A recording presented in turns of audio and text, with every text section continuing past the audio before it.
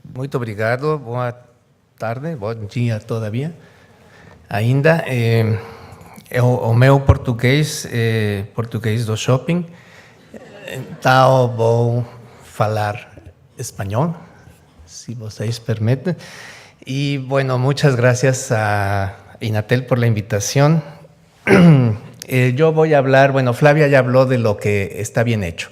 Es que es un ejemplo de lo que se puede hacer en cualquier país si hay una organización, hay una entidad que toma el turismo como herramienta de construcción de ciudadanía y no solamente como herramienta de explotación de consumidores, que es lo que normalmente sucede cuando se habla de turismo, ¿no? Y todas estas cifras económicas y lenguaje económico que es muy articulado, muy consistente, a veces muy atractivo, es como el canto de las sirenas. Nos hace siempre olvidar que el turismo al final tiene como objetivo la construcción de mejores personas y no la construcción de mejores fortunas. Yo les voy a hablar del caso de México, que es precisamente el lado B.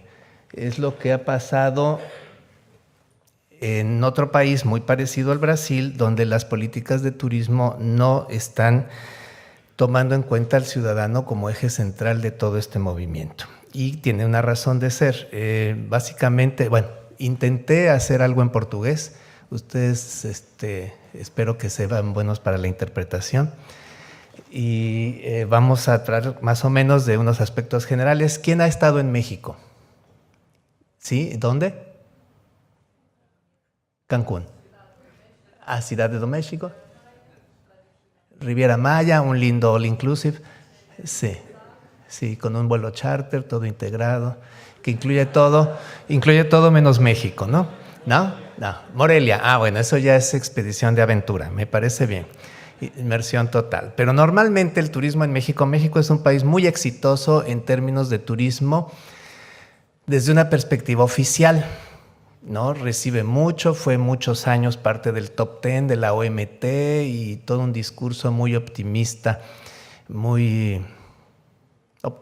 diría yo, al respecto. Pero atrás de eso hay toda una realidad adicional que no está generalmente muy bien descrita, porque México es un país que ha visualizado al turismo siempre como, al turista siempre es gringo, decimos nosotros. El turista gringo quiere decir de los Estados Unidos. Ellos se dicen americanos, pero nosotros decimos que americanos somos todos. En fin, es un lío ahí con eso.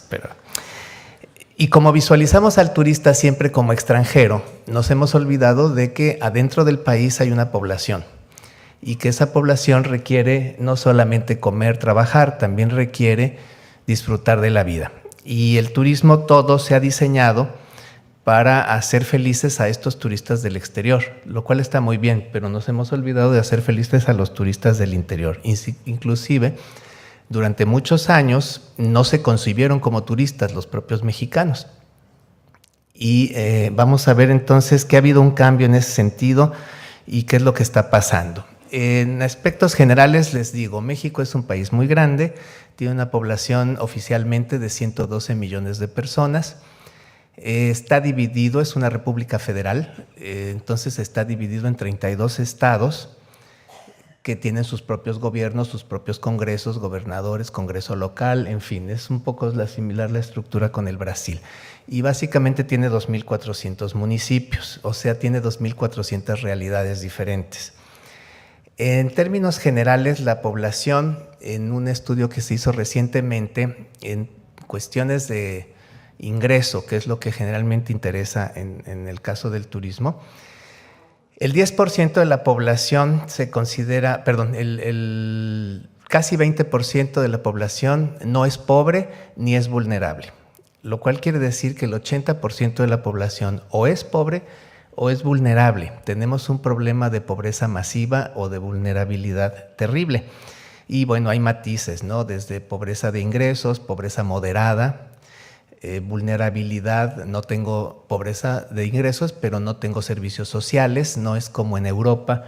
Por ejemplo, si yo tengo un trabajo, tengo seguro social, pero si mañana renuncio al trabajo o pierdo el trabajo, pierdo la protección sanitaria, pierdo todos los derechos, es así.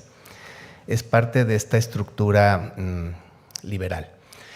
Pero bueno, es un panorama donde nosotros vemos que tenemos una población enorme y con carencias. En términos generales hay un movimiento de turismo nacional que representa 140 millones de viajes persona cada año.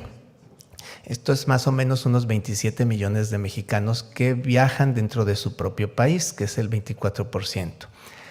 Y se descubrió alrededor del año 2000 que 85 centavos de cada peso, como si fuera de cada euro gastado en turismo, corresponde a consumo de turistas nacionales. Estas cifras son de más o menos recientes, nos han permitido en México darnos cuenta que el peso del turismo nacional es mucho mayor que el peso del turismo internacional, a pesar de que la política pública siempre ha ido enfocada al desarrollo del turismo internacional. Comparando el turismo receptivo y el turismo interno, México recibe alrededor de 20 millones de turistas del exterior cada año y 27 millones de mexicanos se mueven dentro del país cada año. Pero estos 20 millones de turistas no son 20 millones de personas, son 20 millones de viajes, contra 140 millones de viajes nacionales. El caso de los ingresos es parecido, ¿no? El turismo receptivo genera más o menos 9,000 millones de dólares cada año y en cambio el turismo interno 14,000 millones de dólares. Como estas cifras son relativamente recientes, el gobierno mexicano ha descubierto por primera vez que adentro del propio país hay un mercado interesante, siempre viendo al turista como un consumidor, no necesariamente como un ciudadano. Pero el peso de esta gran masa de personas, a pesar de las dificultades económicas, es siempre más atractivo. ¿Qué ha pasado con las políticas sectoriales históricamente en México? De los años 50 a los 80 más o menos, se pensaba que el turismo social se organizó toda una infraestructura de turismo social para los trabajadores organizados, trabajadores del gobierno, trabajadores sindicalizados, que tenían algún tipo de instalación donde podían ir a pasar fines de semana, instalaciones balnearias básicamente, para la recreación, para el entretenimiento. Y también había subsidios ¿se dice subsidios en portugués? Sí, de parte del gobierno para centros culturales, centros deportivos y centros vacacionales, centros de ferias. Yo tengo 35 años en el turismo. Hace 32 años comenzaron las crisis en México. ¿Ustedes llevan 5? Bueno, bienvenidos al mundo de la crisis. No se acaba pronto.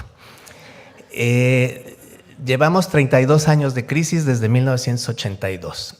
Afortunadamente ustedes están en el euro no se devalúa, hay una estructura europea que hace que la caída sea menos dolorosa. Pero si estuvieran solos, el escudo hoy no valdría nada. Y la economía estaría terriblemente mal. Y la gente estaría en la calle y ustedes estarían contra las cuerdas ante una serie de bancos internacionales que les dirían que hay que recortar todo, que todo lo que no sea prioritario no debe ser atendido. Y prioritario es para un economista lo que es productivo. Y lo único que importa en la vida es ser competitivo, no feliz.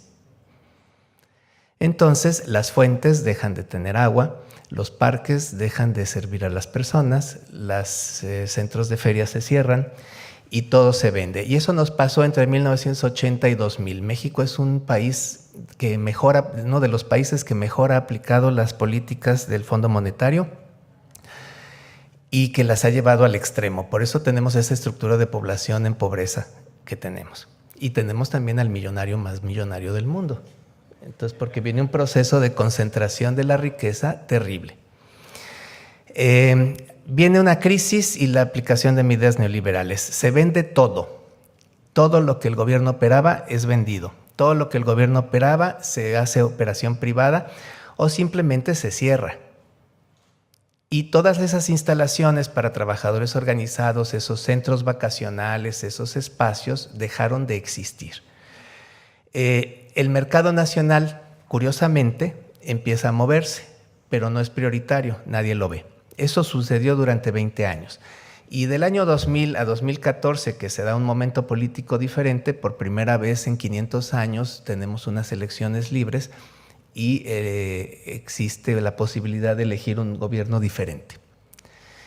Hay un reconocimiento entonces oficial de la existencia del turismo nacional.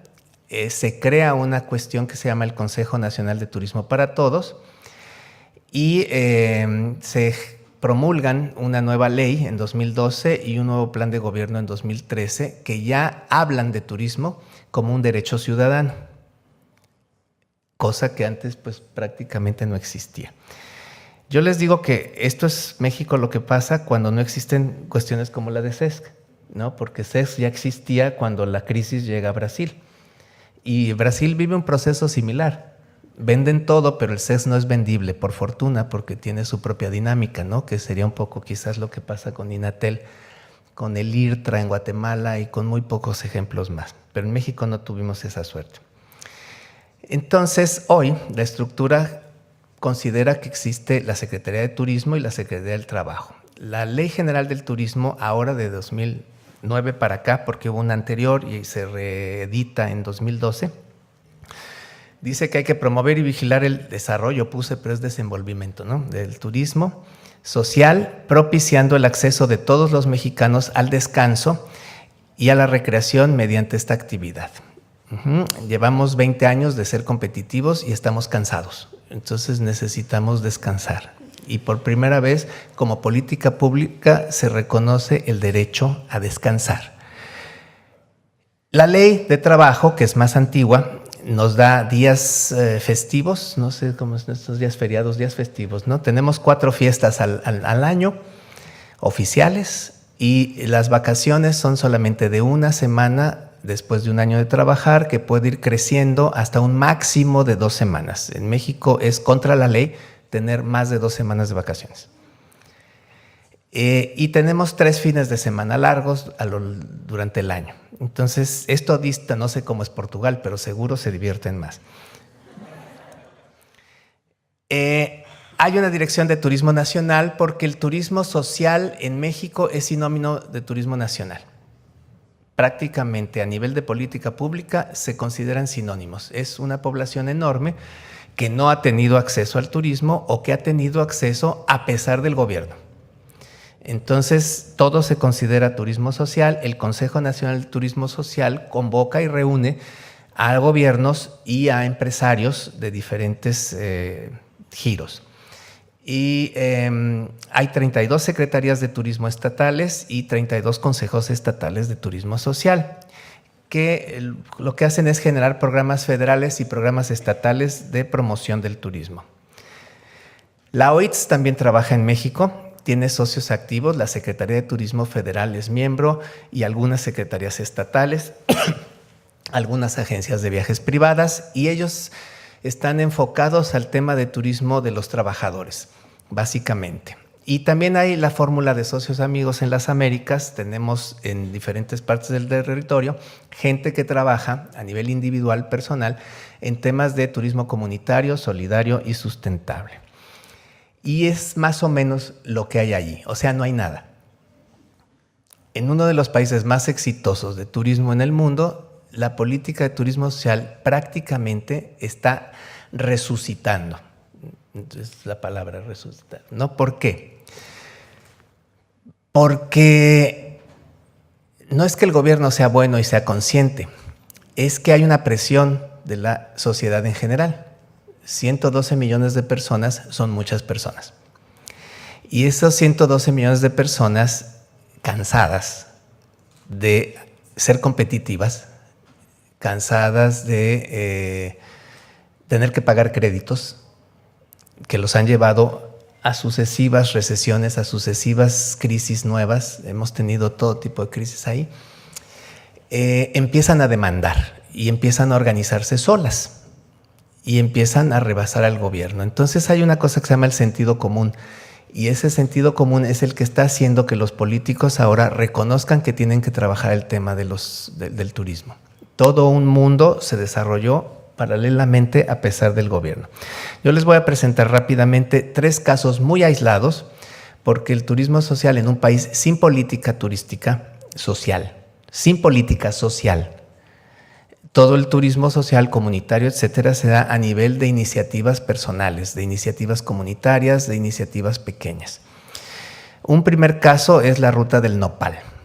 Se da en las zonas rurales del Distrito Federal de México. Nopal es un cacto que está ahí en la fotografía. En Portugal existe, viene de México. Allá se come, se utiliza para hacer cosméticos, se utiliza para la construcción. Es una planta muy generosa, muy versátil, que se usa para muchas cosas. Incluso la fruta es también comida, en fin, hay muchas aplicaciones.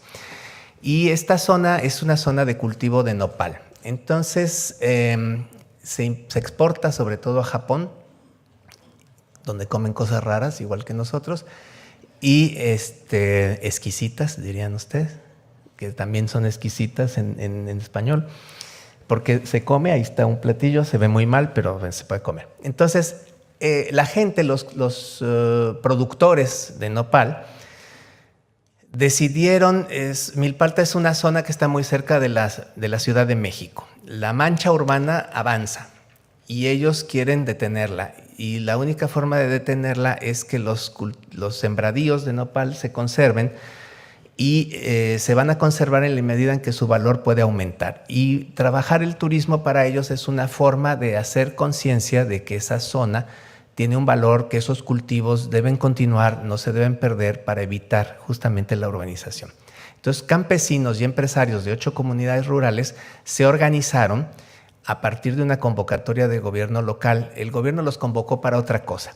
Ellos, platicando, se dieron cuenta de que lo que les proponía el gobierno era un proyecto que no les interesaba, pero que podían generar una ruta interesante, turística, y diseñaron esa ruta cultural con actividades de descanso, de entretenimiento, de descubrimiento, de aprendizaje y de valoración del patrimonio a través de gastronomía, medicina tradicional, lengua e historia.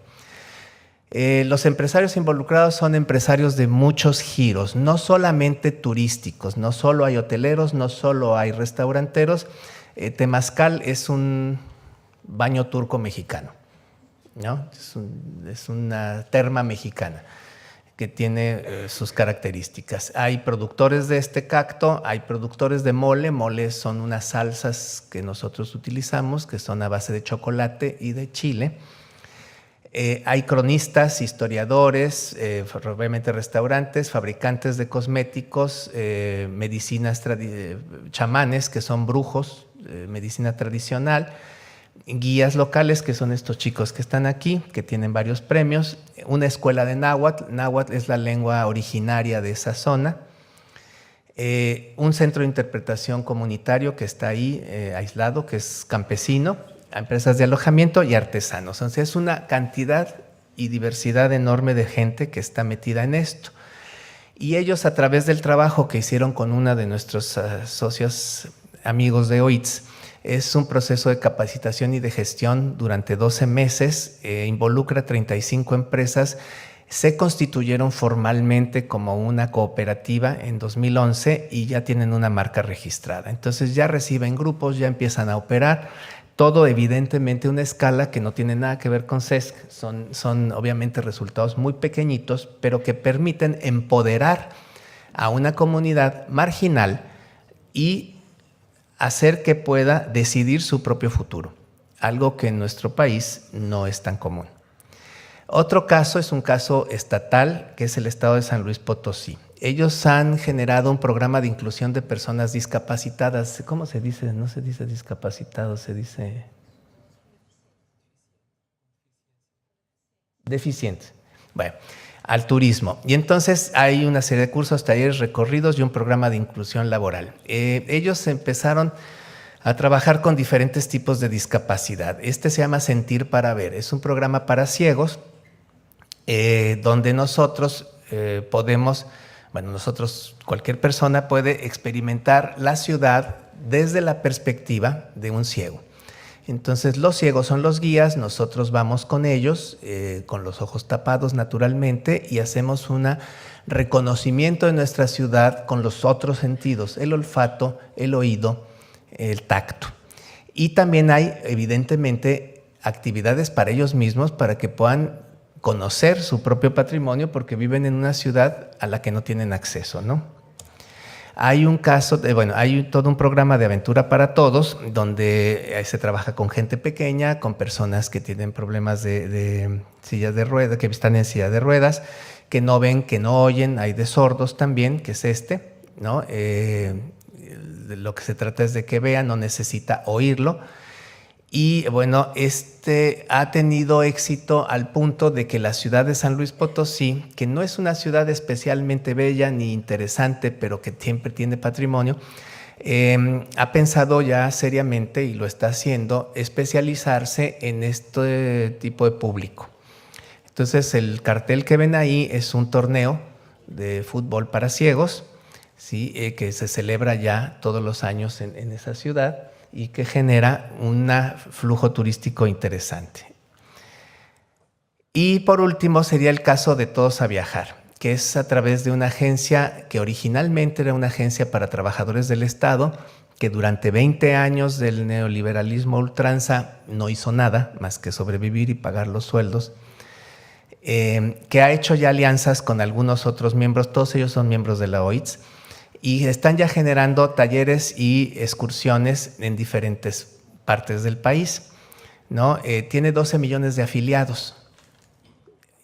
Han atendido únicamente a 450,000 el año pasado, tienen 35 agencias en todo el país y un balneario que es el que está en la fotografía. A través de convenios con los estados y los gobiernos ya están empezando a dinamizar todo esto, porque quieren efectivamente llegar a esa cantidad de personas en su totalidad. Se proponen como meta 1.3 millones de personas atendidas para este año, y también han roto un mito. Es legítimo que los mexicanos viajen al exterior.